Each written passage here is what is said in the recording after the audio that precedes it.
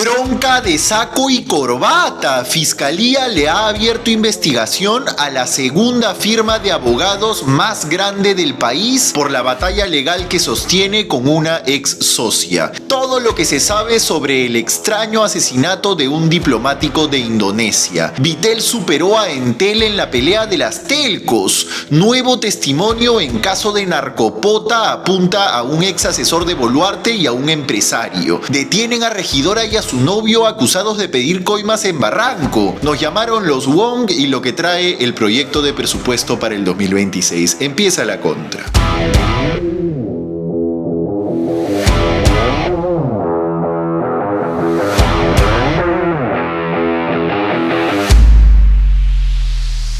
Hola, soy Paolo Benza y esto es La Contra, el resumen de los temas que realmente te importan sin importar a quién le molesten. Se acaba el martes 2 de septiembre y hoy arranco rapidito con las cortitas de siempre. Primero, Julio De Martini, el ex ministro de Desarrollo al que le salpicó la investigación por corrupción en el programa Caliwarma. Acaban de ponerlo como asesor de la alta dirección de la PCM, uno de esos puestos en los que pones a la gente a la que quieres mantener de tu lado. Después de lo de Nilo Burga, el gobierno ha decidido aplicar la zanahoria más que el garrote. Lo segundo es que la fiscal de la Nación, Delia Espinosa, ha presentado una denuncia constitucional contra el cachetón Santibáñez, por la época en la que era ministro del Interior. De todas las desgracias que nos dejó, la que es materia de la denuncia, según el periodista Carlos Viguria, es la supuesta contratación irregular del personal para que le haga cherry en redes sociales. Apostamos a que la archivan antes de que se termine el Mundial de Desayunos. Lo tercero es que el ex jefe de la DIVIAC, Harvey Colchado, aceptó sin aceptar hoy en RPP que la policía hace reglaje a periodistas. No lo dijo directamente, pero su respuesta fue afirmativa cuando le preguntaron. Si yo te contara, dijo. La cuarta es una chiqui empresarial. Se fue el gerente general de RIMAC, la aseguradora de la familia Brescia, Fernando Ríos, después de 7 años en el cargo. La renuncia se hizo efectiva ayer con inusitado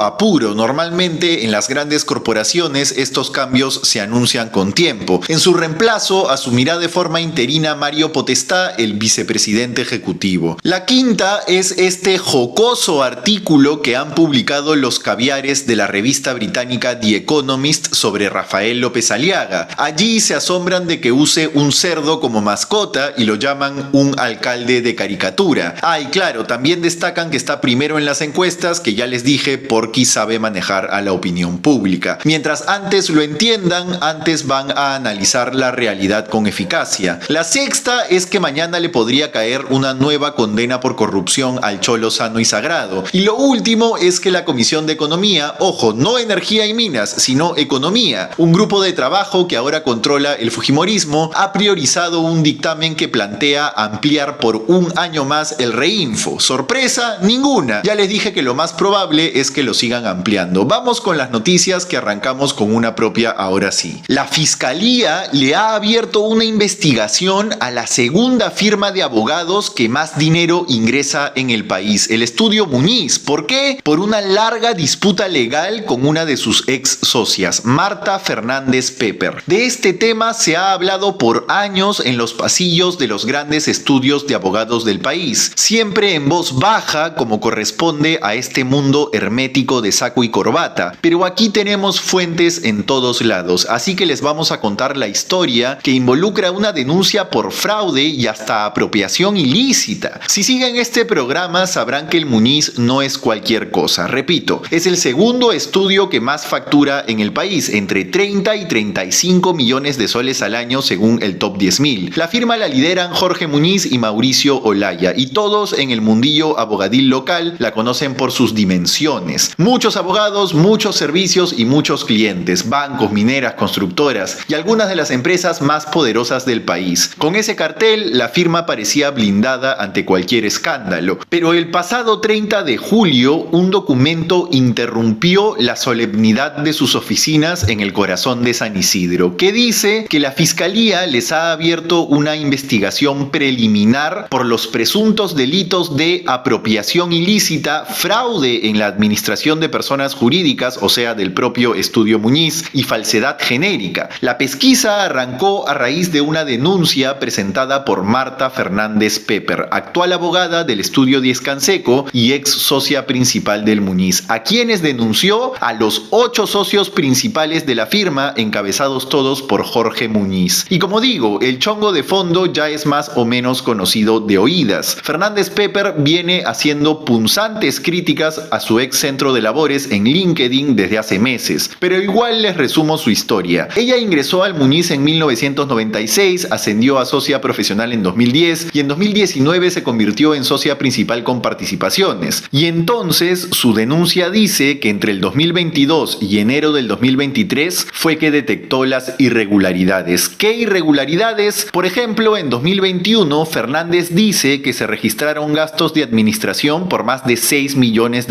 que según ella no eran reales. También que en los años siguientes se le ocultó información financiera siendo socia. Fernández Pepper también señala que al área de propiedad intelectual que lideraba se le cargaban todos los meses $44,000 como una especie de costo fantasma, y ese dinero, según la denuncia, supuestamente terminaba en manos de Jorge Muñiz como, cito, aporte al socio principal. Pero las acusaciones no quedan ahí. Marta también dice que se inflaban los honorarios de ciertos socios por encima del mercado y con diferencias de, cito, 700 o 1000% entre sus pares. Eso, según ella, generaba que el estudio no produjera las utilidades esperadas para el resto de los socios. El documento indica que se habría tomado dinero de la cuenta Caja Bancos para hacer esos pagos. Y en otra acusación, la más grave, Marta apunta a que se armó un acta de una junta de socios de mayo del 2022 en la que ella nunca participó. Con esa acta se aprobaron los estados financieros del 2021, el año del que denuncia irregularidades. Por supuesto, nos pusimos en contacto con el Muñiz para conocer su versión. Sus socios niegan rotundamente los cargos y alegan que la denuncia no responde a un interés penal, sino económico. Dicen que es un mecanismo de presión para obtener sumas de dinero. ¿Por qué? Porque según el abogado Carlos Caro, quien nos respondió a nombre de los socios, Fernández abrió otros procesos paralelos pidiendo que le paguen un monto que no hemos podido verificar, pero que sería millonario. Caro jura que no hubo desvío de fondos y que no existieron gastos ficticios ni actas falsificadas. De hecho, asegura que Fernández firmó el acta de mayo del 2022, que validaba las cuentas del 2021, la misma que denuncia que fue falsificada. Tenía el deber de leer y saber lo que firmó y aprobó, dijo Caro.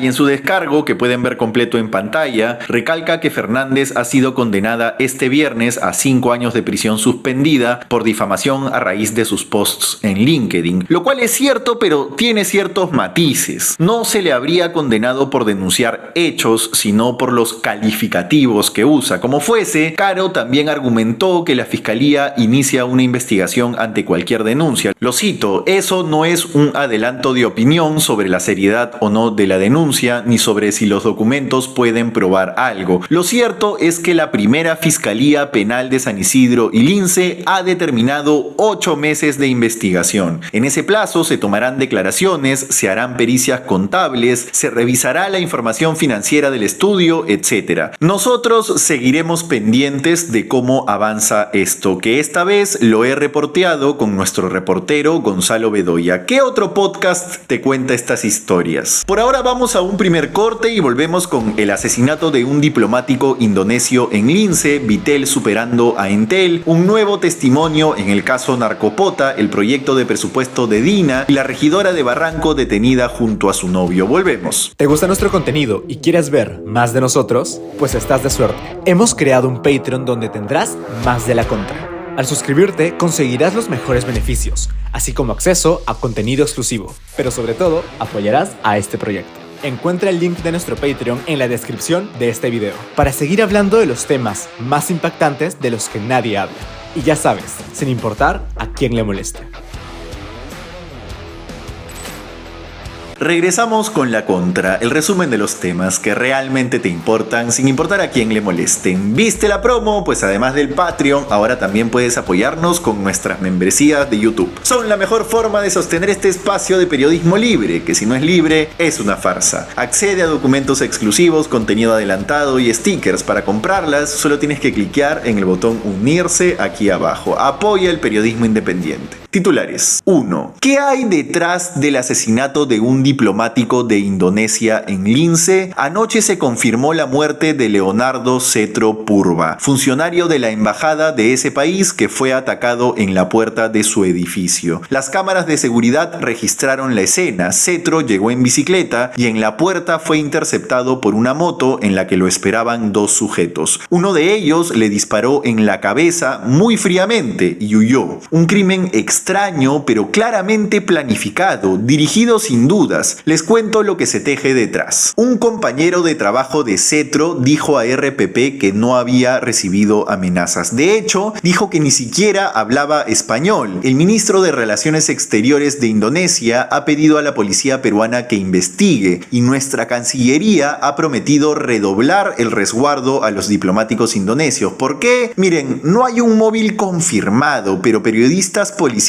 como Omar Chira recuerdan la presencia de mafias indonesias en Perú, como aquella dedicada a estafas telefónicas que cayó en La Molina en 2023, ¿se acuerdan? Pero ya que estamos hablando de Indonesia, aprovecho para contarles algo que tenemos en agenda. Este fin de semana estallaron por allá duras protestas contra el gobierno de Prabowo Subianto, acusado de corrupción. Todo empezó con quejas por un subsidio a la vivienda para los congresistas que es excesivo frente al salario local. Las marchas eran pacíficas hasta que el 28 de agosto un auto policial mató a un conductor de transporte y entonces el país explotó. Los manifestantes han quemado edificios legislativos y saquearon casas de parlamentarios. El saldo, según CNN, es de al menos 8 muertos y 3.000 detenidos. Les quemaron el Congreso. Ojo que estas cosas pasan cuando los políticos se cagan en la gente. 2. Uy, Vitel ha superado a Entel en la batalla de las telcos. Y el nuevo top 3 queda así: Claro, Movistar y ahora Vitel, propiedad del Estado vietnamita. La que ha quedado relegada al cuarto lugar es la chilena Entel. ¿Les llegará la señal para enterarse? Ojo aquí, que el mercado de las telecomunicaciones es un ejemplo de libro de sana competencia. Pongamos contexto. Vitel es filial del Grupo de Industria Militar y de Telecomunicaciones de Vietnam, o Vietel. Y eso de industria militar no es de gratis, ojo. Su presidente lo propone el Ministerio de Defensa vietnamita y es ratificado por el primer ministro. Bueno, pues Vitel siempre había sido la cuarta operadora en Perú porque entró después de las demás, pero ahora ya ha superado a Entel. En share de mercado, Claro va a la cabeza con 29%, luego Movistar con 24% y ahí nomás entran Vitel y Entel pegaditas con 23 y 22 respectivamente. ¿Por qué ha cambiado el ranking? Por la migración. Revisamos los datos de portabilidad del portal Punku de Ociptel y se ve que en lo que va del 2025 Vitel le ha quitado a otras empresas más de 800.000 líneas móviles. De sus principales competidoras, Claro fue la que más perdió, con 300.000 usuarios, pero le siguen la propia Entel y luego Movistar. Que claro, los vietnamitas entraron con precios bajísimos y tiraron el mercado al piso. Tras una recesión como la del 2023, ese es un gran atributo diferencial. ¡Que viva la competencia! 3. Aparece un testimonio que apunta al ex asesor de Dina Boluarte y a un polémico empresario en el expediente Narcopota. La historia la trae el periodista Julio Rospigliosi, fact-checker de La Contra. Quizás no lo recuerden, pero en 2017 hubo un emblemático operativo de la Dirandro que terminó en la incautación de más de 1 tonelada de cocaína camuflada en un cargamento de pota. Iba a salir desde el Callao rumbo a Bélgica por medio de una empresa llamada Villa de Oro Perú. Se detuvo a varias personas, entre ellas al empresario Camilo Peirano Blondet, hijo de los exministros Lucho Peirano y Cecilia Blondet. Seguro también les suena de hace poco porque es uno de los involucrados en el caso de estafa en el BBVA que les contamos. Peirano fue absuelto del caso Narcopota en primera instancia, a pesar de que un testimonio lo involucraba en el almacenaje de la droga, y la libró en parte porque deslindó cualquier vínculo con la empresa exportadora Villa de Oro. Y ahí vamos, porque eso ya no queda tan claro con lo que reveló Rospigliosi en Twitter. Uno de los implicados en el caso Narcopota, Aldo Villacorta cambió de versión el año pasado. Si antes decía que Peirano nada tenía que ver con la empresa, hoy sostiene que sería el verdadero dueño en las sombras. ¿Por qué cambió de versión? Todo indica que sintió que la pita se estaba cortando por el lado más débil, porque él sí fue condenado en primera instancia y Peirano no. ¿Me siguen? En su nueva versión dice incluso que fue Peirano quien pagó los abogados de sus coimputados para librarse de toda responsabilidad. Este es el testimonio. Ahí pueden ver la sindicación directa. Además, alude a otro viejo conocido de las páginas judiciales, el abogado Óscar Nieves Vela, ex asesor legal de Dina Boluarte. Él habría sido, según el testimonio, el que coordinó la defensa legal. El proceso aún está en veremos en la segunda instancia y los nuevos abogados de Villacorta han presentado ese testimonio junto a peritajes que mostrarían que Peirano recibió ganancias de Villa de Oro y declaraciones de otros testigos que lo involucran en el manejo de la compañía. El tema es que no admitieron esas nuevas pruebas. El abogado de Peirano, César Nakazaki, a quien Rospigliosi consultó, dice que no se aceptó incorporar ninguna información que no haya sido producida en el juicio de primera instancia. En fin, el testimonio nuevo está ahí. 4. El último favorcito de Dina a los partidos políticos que la sostienen. Resulta que la seño se ha puesto generosa con el presupuesto para el 2026, específicamente con el billete que le cae a los partidos que tienen representación en el Congreso. El año pasado fue poco más de 11 millones de soles, pero para este 2026 el monto se triplica a más de 35 millones de soles en el proyecto de presupuesto que ha armado el Ejecutivo. Según dijo Fernando Tuesta a Infobae, esa subida se debería a la implementación de la bicameralidad. Del total, una parte será distribuida entre los partidos que hoy están en el Congreso, pero como habrá elecciones y nuevos partidos a mitad de año, se busca prever que haya un número mayor de partidos con bancada. Y ojo, que un partido que tenga representación en ambas cámaras ganará mucho más. Por algo están diseñando el sistema para ganar. Este proyecto se discutirá en la Comisión de Presupuesto dirigida por el acuñista Alejandro Soto. Pero hay más. Un informe de gestión muestra que este 2026 se destinaría más de 90.000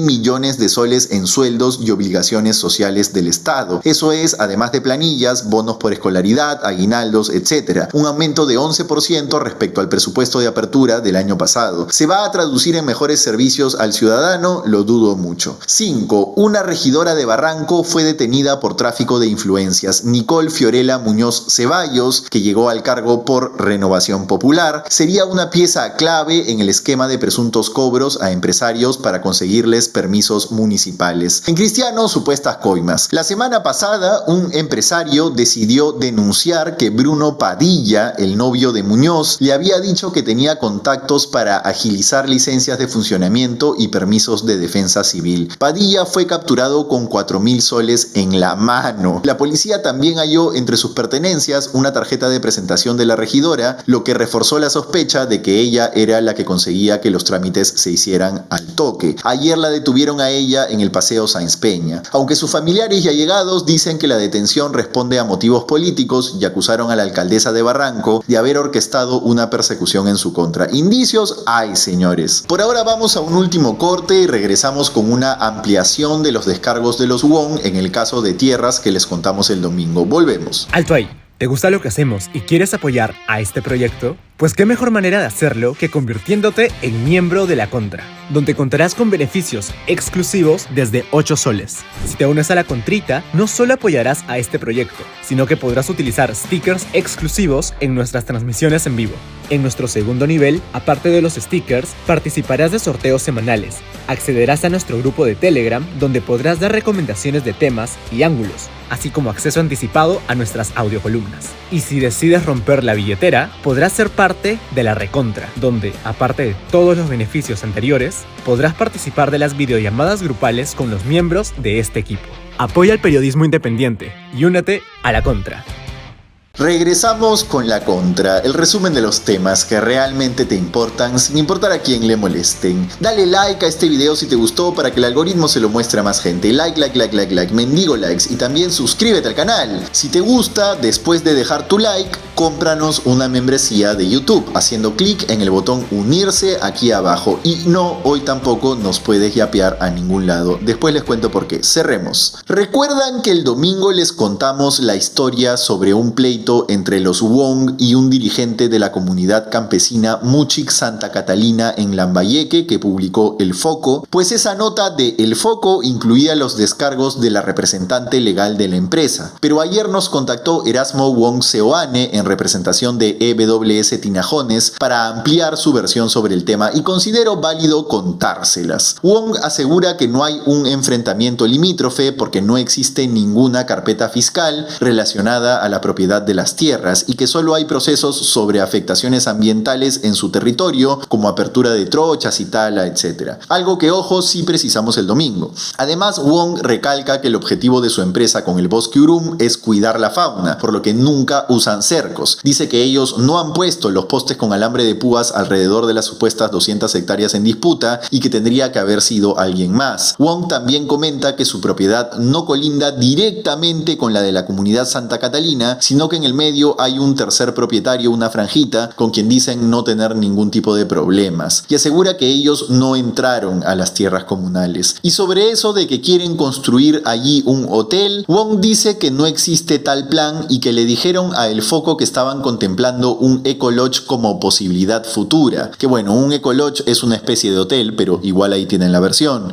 Y Wong recalcó también que no llevan una persecución judicial contra Edíbar Carrasco, el líder de la comunidad, ni tienen nada que ver con las amenazas de muerte que ha recibido. Como prueba, adjuntaron esta publicación del 22 de agosto pasado en el que se le ve a Wong con Carrasco. También chats entre ellos que los muestran en buenos términos. Aunque ojo, es un hecho concreto que Edíbar declaró ante una cámara de El Foco las acusaciones a los Wong. Igual es bueno que sepan la versión del otro lado, que vale la pena ponderar. Y ya, la payasada de hoy iba a ser que el gobierno está planeando decretar el Día del Pan con Chicharrón a propósito del Mundial de Desayunos de Ibai, pero ya existe un Día del Pan con Chicharrón. Bueno, del chicharrón, pero no jodan, es el tercer sábado de junio. Entonces, ya que hablamos de chicharrones, la payasada va a ser esta portada de hoy de Perú 21, donde el candidato favorito de la Chichi, Carlos Álvarez, que lo intenta promocionar como sea, sin mucho éxito, supuestamente responde los ataques del Santi. La portada tiene las palabras closet y fijación sexual como un guiño a lo que ya les dije que Álvarez va a arrastrar por toda la campaña. Si no se quita esa mochila, repito, simplemente le va a ser imposible. Eso fue todo por hoy en La Contra. Disfruta, comenta, comparte este video en la noche de hoy o en la mañana de mañana, como más te acomode. Y nada, pronto me voy de vacaciones, les voy anunciando. Chao.